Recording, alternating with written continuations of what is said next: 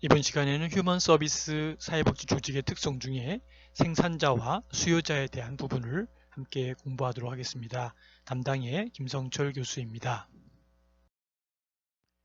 자, 여러분, 그럼 이제 생산자 한번 살펴볼 필요가 있는데요.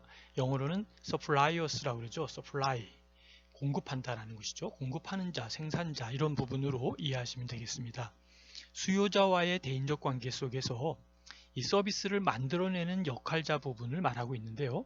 일반적으로 공급자 부분이 통합적으로 이해될 때에는 생산자가 곧 뭘까요? 공급자였습니다. 그러나 공급자 부분에서 규제자와 최종 공급자 부분을 분리시켜 보면 뭘까요? 생산자는 더욱더 선명하게 그 특성이 조명될 수 있다라고 보는 것이죠. 일반 상품 생산에서는 생산자와 전달자의 개념은 쉽게 분리될 수 있는 것이다 라는 것인데, 그러나 휴먼 서비스 생산에서는 대인적 관계 자체가 곧 서비스의 생산이자 전달 결과로 나타나기 때문에 서비스의 생산자와 전달자는 어떻게 될까요? 분리되기가 어렵다라는 것이죠. 그렇기 때문에 휴먼 서비스에서는 이 부분을 보통 서비스 제공자, 영어로는 프로바이더라고 얘기를 하죠. 혹은 서비스의 전달자, 우리 소위 딜리버리 시스템 얘기할 때 그 딜리버, 전달자 이런 얘기를 하는 것이죠.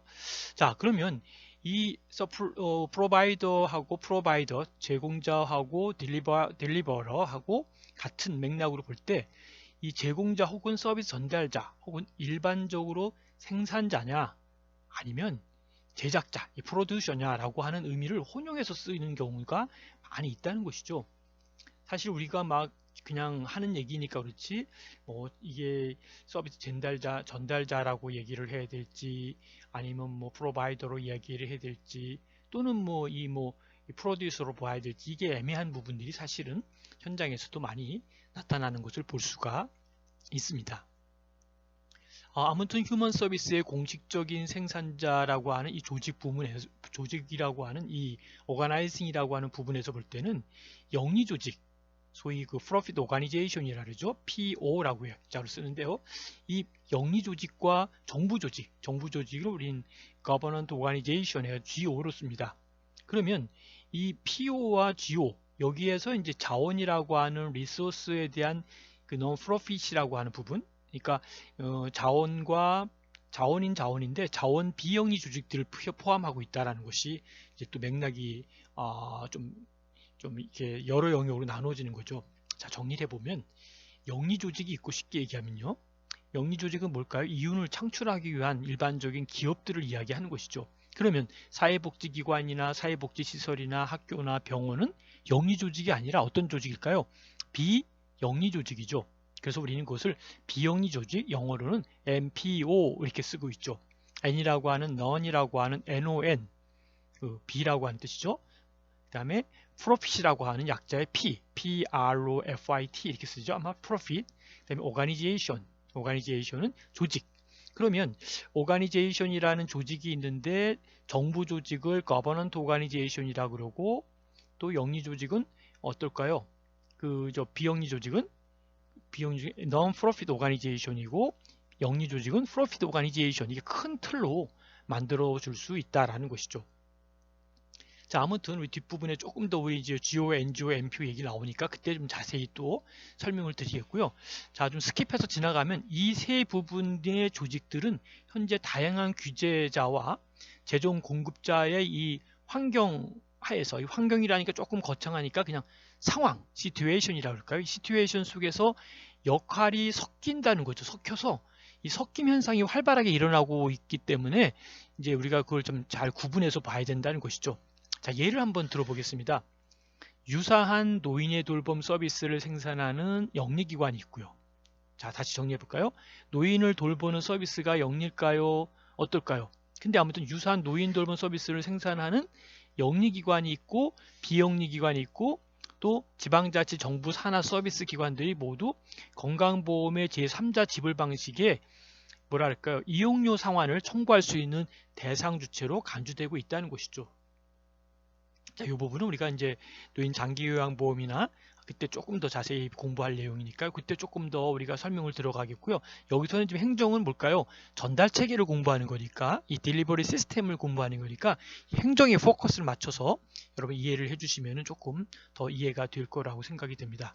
아무튼 적어도 서비스의 생산 측면에서는 더 이상의 공공이나 민간과 같은 전형적인 부분별의 구분 현상이 사라지고 있고 이것이 곧 후기 산업사회의 이 혼합경제, 믹싱돼 있다 그러죠. 믹스돼 있는 커피 믹스할 때 생각하면 되겠죠. 이 믹싱돼 있는 이코노믹 경제가 있다는 것인데 이것을 우리는 혼합경제다라고 하는 것을 이야기하고 있고요. 이것이 주된 특성으로 나타나고 있다. 이렇게 이해하시면 좋을 것 같습니다. 여태까지는 대부분의 휴먼 서비스 산업에서 실질적인 서비스 생산자들은 정부 혹은 자원, 비영리 부분이 차지하고 있었다는 것이죠. 그래서 영리 조직 부분의 참여는 미미했다라고 볼 수 있습니다.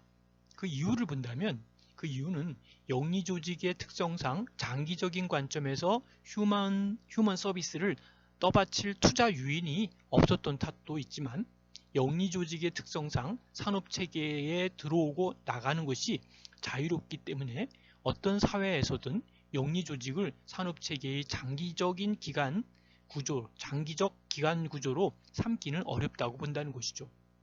그래서 현재 영리 조직을 휴먼 서비스 산업체계에 서비스 생산자로 포함시키려는 노력이 증가하고 있지만 서비스 생산 역량을 급속히 늘리기 위한 방책으로 이렇게 진행되고 있죠.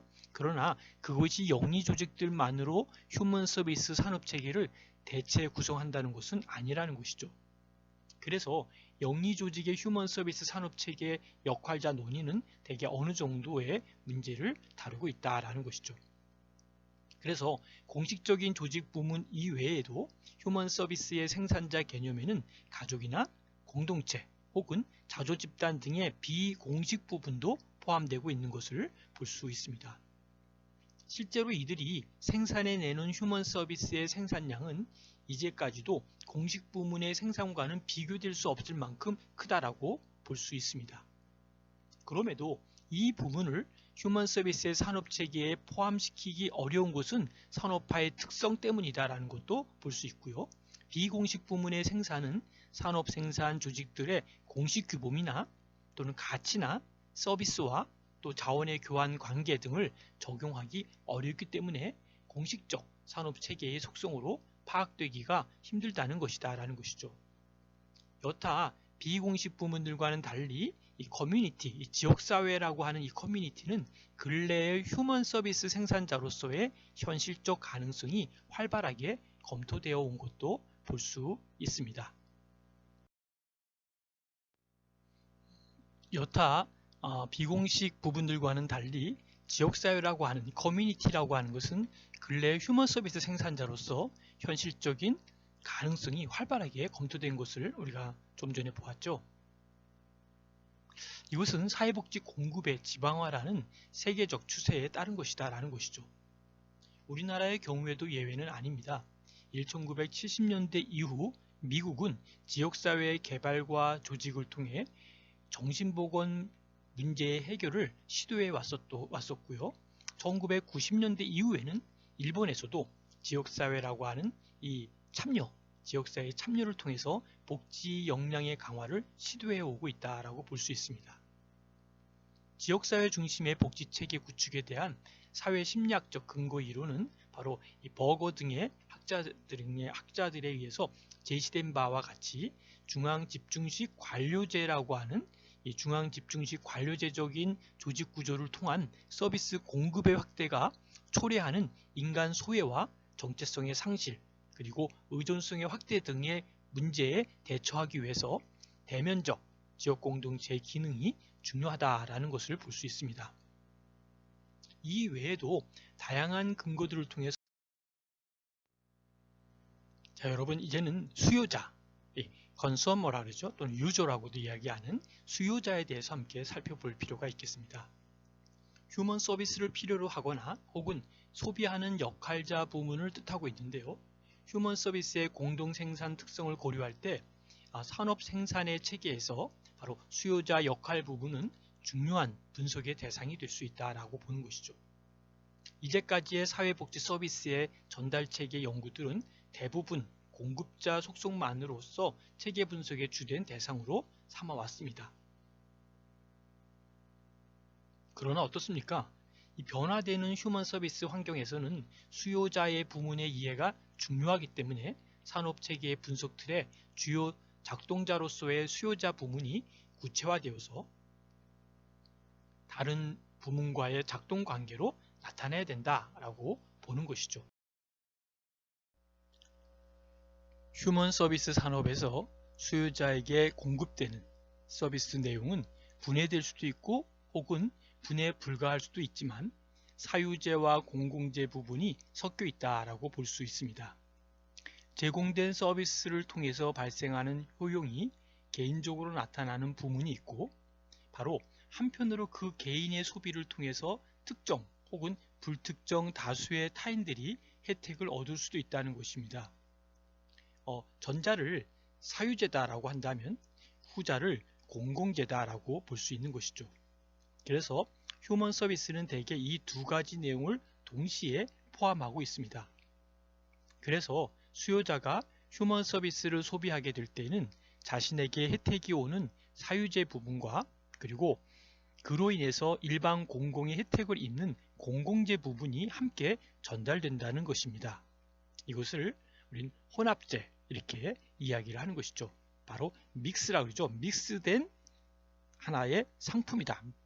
혼합재다. 이 생산 방식이 바로 이런 믹스드 구스라고 하는 혼합된 방식이다 라고 이해를 하시면 되겠습니다. 혼합재 생산에서 휴먼 서비스의 수요자 혹은 소비자는 크게 두 가지 성격으로 구분될 수 있습니다. 먼저 수급자, 레시피언트라고 하죠. 레시피언트, 그래서 약자로 R이라는 단어를 씁니다. 레시피언트로서의 소비자 개념, 그래서 소비자 R, 레시피언트 이 부분에서 소비자는 서비스의 직접 대상자를 뜻한다는 것이죠. 두 번째, 소비자의 개념은 수혜자입니다. 수혜자를 우리가 약자로 B라고 쓰는데 이 B는 베네피시어리라고 하는 말을 우리가 많이 쓰는데 거기에 피시어리 붙여가지고 베네피시어리 이렇게 얘기하죠. 그래서 약자로 B라는 단어를 씁니다. 그래서 R과 B를 좀 기억하시면 좋겠고요. 그래서 R이라고 하는 것은 레시피언트고 B라고 하는 것은 베네피시어리 이렇게 이야기를 할 수 있습니다. 수혜자죠. 이 베네피시어리 스펠링이 좀 이렇게 발음이 잘 안 나오네요. 베네피시어리 이 부분에서 이 개념 B라는 부분이죠. 이 소비자는 반드시 서비스의 직접 대상자일 필요는 없다라는 것이죠. 그래서 수급자가 서비스를 받음으로 인해서 즉 소비자 R이라고 하는 레시피언트가 서비스가 이루어짐으로 인해서 그 결과로 간접적인 혜택을 받게 되는 소비자는 바로 소비자 B라는 것이죠. B, 수혜자. 베네피시어리죠. 그 베네피시어리가 된다는 것인데 B가 된다는 것인데 어떤 서비스에서 소비자가 수급자이고 R이고 또는 수혜자 B가 되느냐라고 하는데 그것이 일치가 되면 이것을 소비자 RB라고 할 수 있다는 것이죠. 이념형적으로는 휴먼 서비스에서는 이 세 가지 유형의 소비자가 모두 존재한다라고 보는 것이죠. 휴먼 서비스 소비자의 대부분은 소비자 R과 B 혹은 소비자 B이기는 하지만 현실에서 소비자 R도 분명히 존재할 수 있다라고 봅니다. 수요자 혹은 소비자 부분을 이처럼 구분해서 보아야 하는 이유는 휴먼 서비스 산업 작동 체계에서 이들 분리된 수요자 개념들이 기대하는 서비스의 목적이나 행동 양식들이 현저하게 달리 나타날 수 있기 때문입니다. 때로는 이들 소비자들은 극단적으로 대립되는 목적과 가치, 이 value라고 하는 이 가치 양상들을 산업체계 내에 야기할 수도 있다는 것이죠. 수요자를 보는 거죠. 수요자 중심 혹은 이용자 중심이라는 현재 복지 혼합에서의 시장화 전략이 바로 휴먼 서비스 산업체계에 의미하는 바가 무엇인지를 이해하기 위해서는 바로 소비자 개념의 구분이 반드시 필요합니다. 앞서 논의된 개념들의 기초에서 휴먼 서비스 산업체계의 모형이 구성될 수 있다고 볼 수 있습니다. 이 시스템, 이 체계는 공급자와 수요자의 상호작용 기제로서 제시되고 있는데요.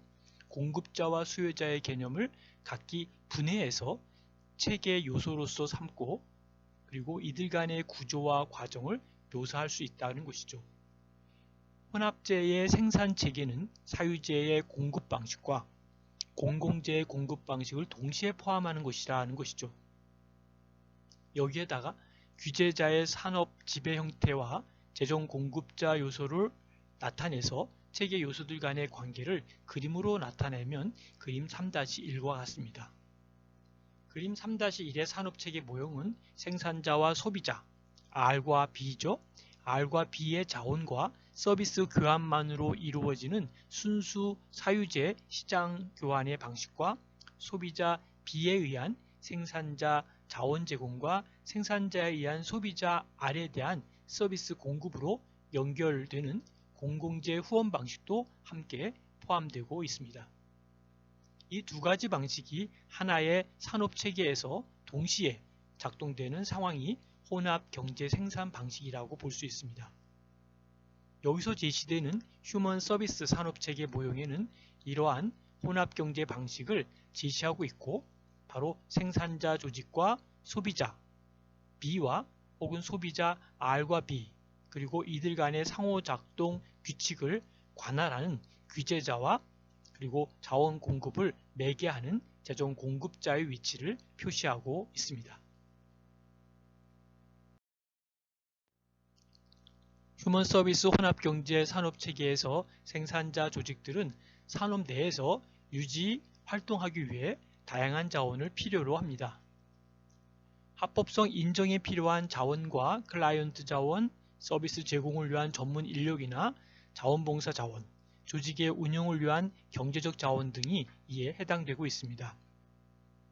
체계 내의 부문 요소들 간의 이러한 자원 교환 활동은 체계 작동을 이해하는 열쇠가 됩니다. 각각의 자원 유형들은 서로 연관되어 있다는 측면이 있습니다. 클라이언트 자원의 확보가 곧 합법성과 경제적 자원 확보를 위한 자원이 되기도 합니다. 반대로 합법성과 경제적 자원 확보를 통해 클라이언트와 자원봉사 자원이 확보될 수도 있다는 것이죠.